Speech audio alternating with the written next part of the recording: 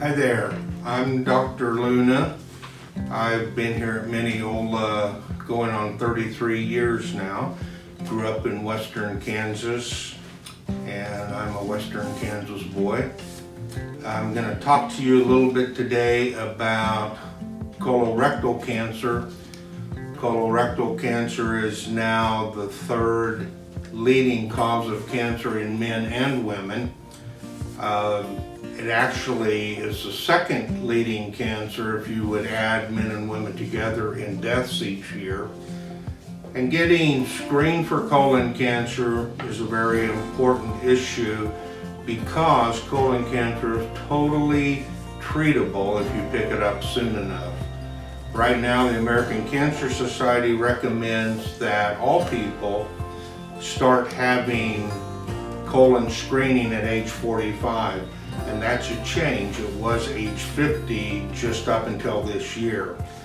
There are certain groups of people that need to be screened sooner, and that would depend if you had a first-degree relative who died of colon cancer, if you might have a genetic syndrome such as familial polyposis, Lynch syndrome, you need to be screened sooner.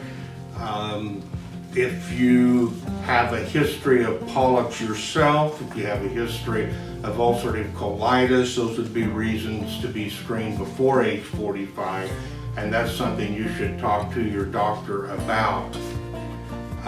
Colon cancer, once it grows within your system, can cause a number of symptoms which include bleeding, feeling of being constipated, an inability to empty your bowels, weight loss, fatigue.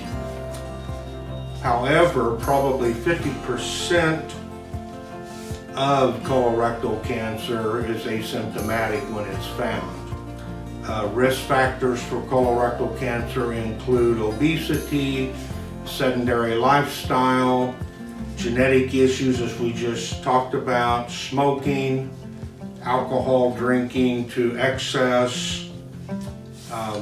Those are probably the most common risk factors right now for colorectal cancer. And how do we screen?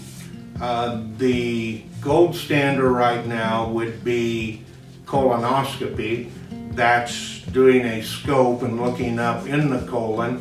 That requires being hospitalized as an outpatient. It requires a prep, but we recommend that again after the age of 45, and you may need to have that sooner depending on other risk factors you may have. Other types of screening include doing stool studies for blood. That will tell you if somebody's bleeding, but it doesn't always tell you, or it never tells you the reason why, and that has to be further looked into. And you can have colon cancer and can have negative blood in your stool.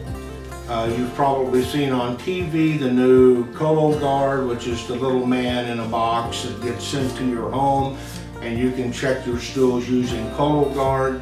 That actually is a DNA study that looks for changes within polyps in your system. That is not 100% accurate. That's considered a screening tool, and if you have a positive Cologuard, you need to have colonoscopy. However, you could have polyps in your system and have a negative screening. That is why, again, the gold standard is having colonoscopy. I thank you for your time.